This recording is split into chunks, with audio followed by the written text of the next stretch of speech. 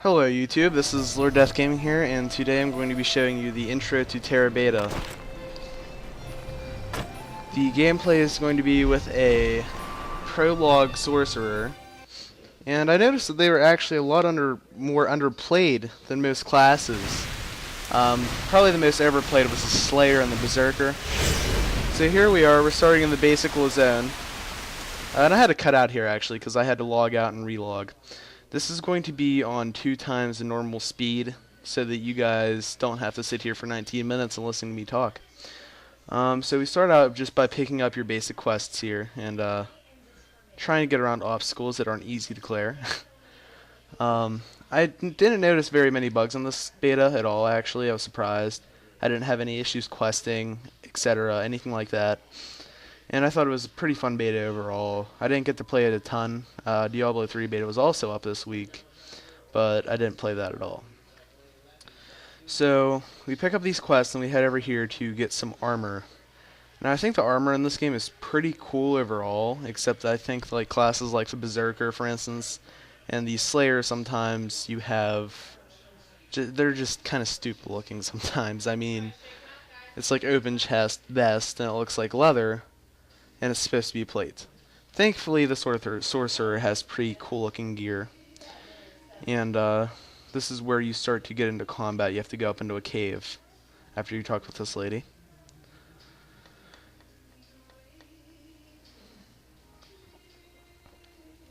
So my initial thoughts on this beta would probably be involving the combat. Did I think this combat was brand new to the whole MMO genre? No, I don't think it was brand new, but I definitely think it's a revolutionary change for the expectations of an MMO. I don't think this game's going to be that popular, truthfully, in America. I know it's pretty popular over in Korea, where it came out last year, actually. Koreans got their hands on it a while before we did. And apparently people over there are really enjoying it. Now, they did change some things over to America, like skin colors and stuff like that. They changed around the outfits, some more skimpy ones, and which I thought was more appropriate for a game like this. And I think it was a good idea on America's part to make them do that. Overall, though, the combat I did not think was brand new to this genre. Guild Wars 2 is going to have a pretty similar combat. It's just not going to be as FPS style. I mean, you're not going to be aiming all over the place. It's going to be more, as long as they're in front of you, you're going to hit them. So the swimming animation in this game was also kind of like choppy, I think. I had issues with the swimming parts in the 1 through 10 leveling zone. It was really, really choppy. The patch notes said they fixed that though, so I hope they did. And another thing I really didn't like was the climbing takes forever. I kind of wish you could skip the climbing maybe, because this is 2 times, remember, I mean it takes like 30 seconds to get up these ladders. It's kind of a pain. But now we're getting to the basic combat. Now, the thing I hated about playing my Sorcerer this level, this was my first character I made actually, so I was having a couple issues here and there with actually understanding what abilities did what. I eventually figured it out, kind of. And I stopped spamming the left click button. Now that's another feature I really liked, is your auto attack is on left click, and then your back step, I think it's called, it makes you move away from your current target. It's kind of like a Hunter's Disengage from World of Warcraft, only it's shorter and it's not nearly as far going. You step back about only 8 feet, but it really does help. You saw I just did it right there. And you don't get backstep, I don't think, till about level 3 on a Sorcerer. Your first initial move is a flame column thingy. And so we start here. This is the first time I really start using more and more abilities. And there is one ability that right there that I think it's Glacier Backstep or something like that. And it's really helpful actually in PvP situations because it really does work. People walk right into it and you'll trap them. And versus a Slayer or Berserker where they're destroying you if you're close range to them, it's really helpful to kite them.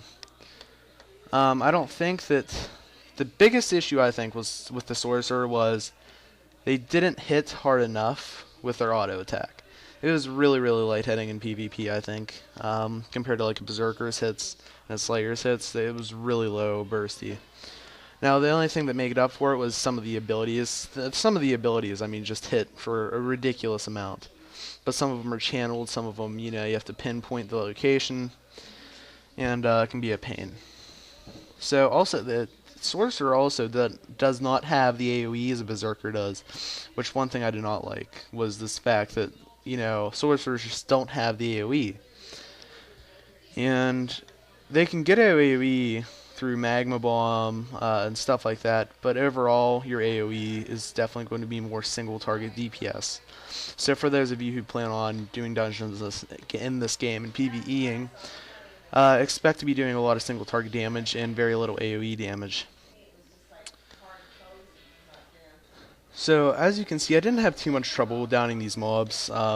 They did take a chunk out of my health because I'm definitely not fluent on the dodge mechanic yet. I really didn't do much dodging at all, actually. I kind of just, ran around trying to kite, but failing miserably at it since I usually play melee. And I did actually try out the Slayer and the Berserker, but a lot of people had gameplay on the Berserker and the Slayer. And the Lancer I could not get into, because it was weird. It really was a weird class to play. Definitely has that Korean feel to it. Usually MMOs are a little more... How can I explain this? They're a little more classy. This MMO kind of revolutionized stuff, like with the Ellens and stuff like that. They those weirdish characters and races and classes.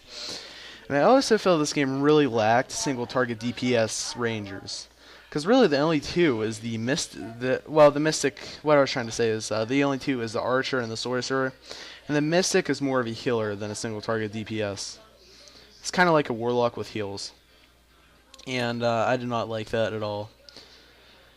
And the thing is that I think they could use another caster, they could put something in a Necromancer maybe, or Witch Doctor, anything like that. I mean, because the Sorcerer is definitely more elemental play, as you can see here. It's Fire, Ice, Earth, Arcane, and stuff like that. And I think it's kind of lackluster.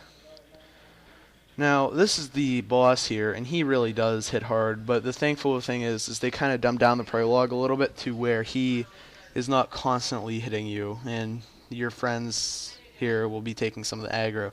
But if you are a sorcerer like me, you're going to be hitting hard and taking a lot of aggro. Also, another cool thing is I liked in this game is you could not die from falling damage in the beta. And it was pretty sweet, because I could just jump off of anywhere pretty much and still live. So, as you can see here, also the chaining in this game. There's something called chaining. And what it is, once you cast a certain ability, you'll see here the space bar comes up, and if I hit that space bar, it will use that ability if it's not on cooldown. For instance, if I would set that fire trap, which explodes, it would come up to a flame column, and it would drop a flame column on them. And I really didn't do many chain combos in this, actually, because I didn't know the combos. I tried to do as many as I could, but some of it didn't work. And as you can see there, that was one of the ones I did learn was Flame Column and then Glacier Step. I think that the biggest issue that this game is going to have with chaining is that people are going to be complaining about it whenever it comes to more nuke classes like the Sorcerer. Because it's going to be a pain in the butt to kill somebody when all they have to do is spam spacebar. Because apparently Sorcerers can have a really, really long chain going. They can get up to a 4 chain, I think.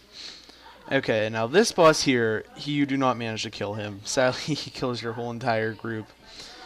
And I try to kill him, and here comes the cinematic here. So, you died pretty much. It's showing that you died, and you come in with a level 1 character, and you pretty much level through the chain. And now you start on an area called the Island of Dawn. I may or may not be uploading that. I don't know if people want to see me level from 1 to 5. So if you do want to see that, comment on my comment box. And also don't forget to rate, subscribe, and comment, of course. Just make sure it's appropriate. So overall, I definitely think that this was a fun beta, and I think that it could use some improvement, but overall I think it was really a fun beta. Now the only thing that I did not enjoy though was the fact that, like I said, the races and the classes kind of were lackluster for me. So overall I would give this beta a 6 out of 10. Now that is not an accurate, deadline rating, but it's pretty accurate for what I believe this was. So next week I'll be doing a Guild Wars 2, of course. I'm really hyped for that game. This game I was not so much hyped for, but it turned out to be fun. I might very well subscribe once it comes out and play for a month or two. But Guild Wars 2 is definitely going to be my game of the year. So tune in next time for Guild Wars 2 gameplay and commentary. I hope you all enjoyed. Thank you, and this is Lord Death Gaming signing out.